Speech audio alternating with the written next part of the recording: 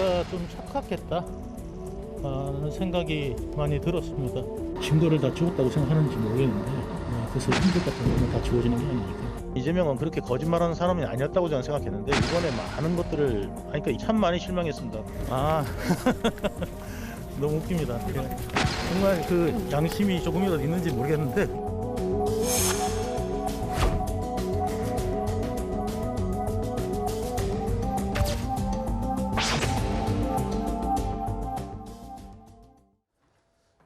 자, 이재명 민주당 대표의 그 서울중앙지검 출석일이 이제 이틀 앞으로 다가왔습니다. 이번 주 토요일에 오전 10시 30분에 이재명 대표가 출석하겠다. 이렇게 얘기를 한 상황입니다. 자, 그런데 이 대장동과 관련해서요. 지분 얘기가 계속 지속적으로 나오고 있지 않습니까? 오늘은 조선일보 보도에 따르면 이런 내용이 보도가 됐습니다. 다소 좀 복잡할 수 있는데 제가 간략하게 먼저 좀 설명을 해드리죠. 자, 유동규가 검찰에 진술한 내용들이 지금 적혀져 있는 겁니다. 천화동인 1호의 지분 얘기입니다. 그러니까는 700억 가운데 세금 떼고 한 428억, 428억을 이재명 대표 측이 받기로 한 거 아니냐. 그것과 관련해서 유동규가 최근 검찰에 이렇게 저렇게 구체적으로 진술을 했다. 그 진술의 내용이 적혀져 있는 겁니다. 2014년 6월에 유동규가 이제 이렇게 얘기를 한 겁니다. 검찰에서. 자, 김용, 정진상, 김만배와 의형제를 맺었다. 이재명 성남시장 재선 직후에 우리는 의형제를 맺었어요.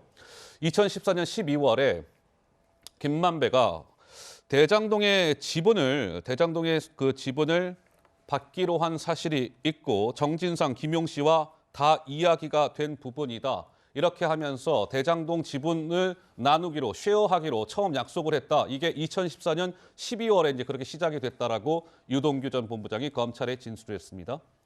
2015년 2월로 가보시죠. 자, 저때 김만배가 본인의 지분을 늘려서 30%를 우리에게 주기로 했다라고 유동규가 검찰에 진술을 했는데 우리는 누굴까요? 본인을 포함해서 정진상, 김용입니다. 그래서 저때 지분 논의가 구체적으로 이제 진행이 시작이 됐다 이거고 2021년에는 김만배가 어찌된 일인지 2015년 2월에 30% 약속하고 24.5%를 주겠다라고 이재명 측에 먼저 그렇게 얘기를 했다. 이제 이런 내용입니다. 그러니까 지분과 관련해서 구체적인 내용들이 나왔고 하나만 더 들어가 볼게요. 2014년 12월 무렵에 아까 대장동 수익 지분을 처음 약속했다. 이제 이 진술이 나왔다라고 말씀을 드렸는데 유동규가 검찰에 또 이렇게 얘기합니다. 당연히 정진상 씨가 이재명 당시 시장에게 보고했다라고 생각을 한다. 보고를 안 했다가 나중에 이재명 시장이 알게 되면 그 뒷감당을 어떻게 하겠느냐. 이재명 시장도 다 알고 있었고 저러한 사안들을 오케이 승인해줬다. 그런 의미 아니겠습니까? 김종혁 의원님, 네. 굉장히 내용이 디테일합니다. 어떻습니까? 검찰 수사가 됐던 기자들이 누구를 취재하든 간에 이게 진실성이 있느냐 없느냐를 따지는 몇 가지가 있잖아요. 첫 번째로는 그 주장의 논리적인 정합성이 있느냐, 모순이 없고 앞뒤가 맞느냐.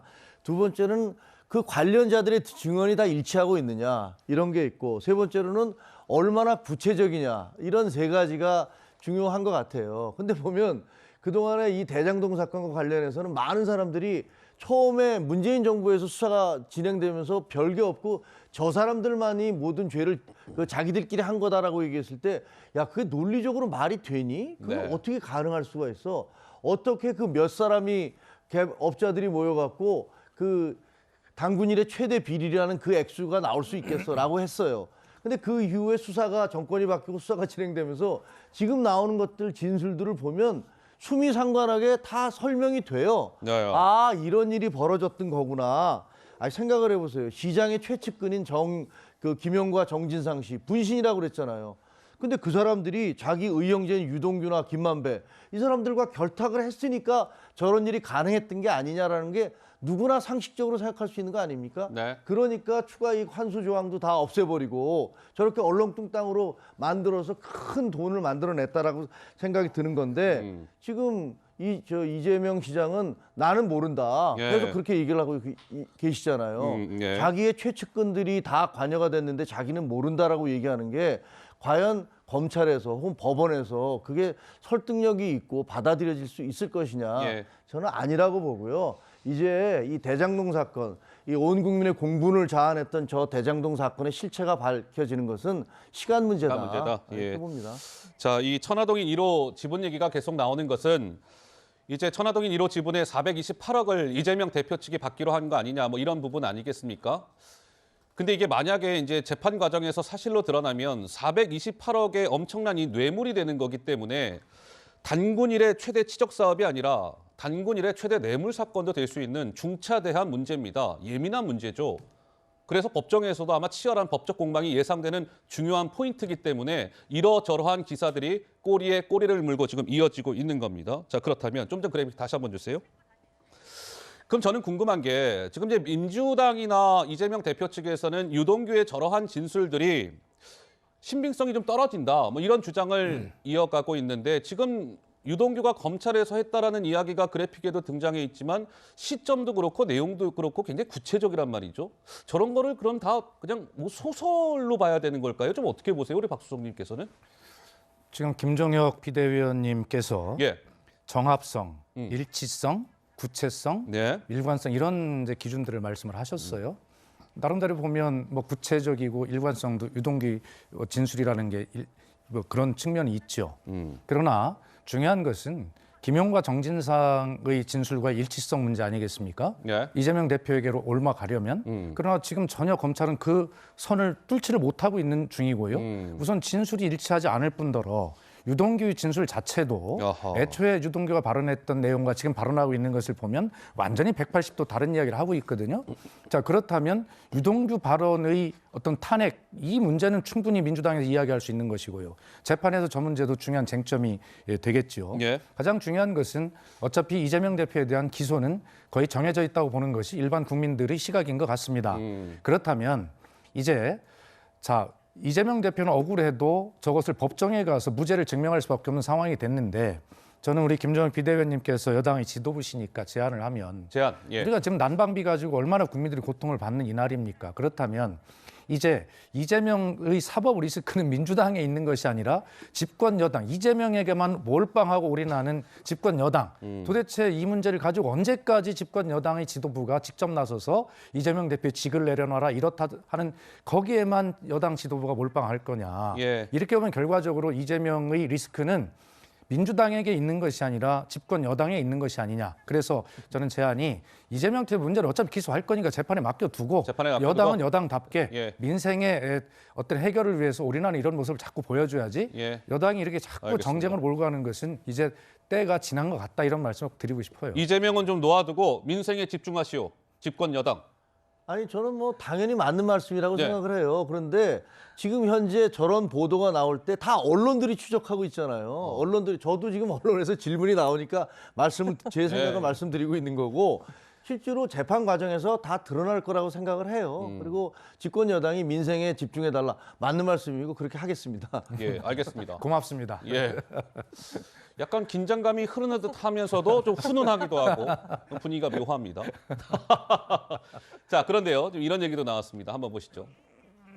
아까 그 천화동인 1호 이제 관련돼서요. 이제 유동규의 검찰 진술 내용인데 2015년 2월 이후에 그 지분 논의가 이제 구체적으로 진행이 됐다는 거 아니겠습니까? 그와 관련해서 유동규가 또 이렇게 얘기를 했답니다. 검찰에서 김만배가 정진상 씨에게 너네 지분이 30% 되니까 필요할 때 써라고 했고 정진상 씨가 아 그래요? 뭐 저수지에 넣어둔 거죠 라고 답했다는 걸 김만배에게 들었다라고 유동규가 검찰에 진술을 했다는 거예요. 그 유명한 발언 저수지가 이제 여기서 나오는 거죠. 넘겨주세요.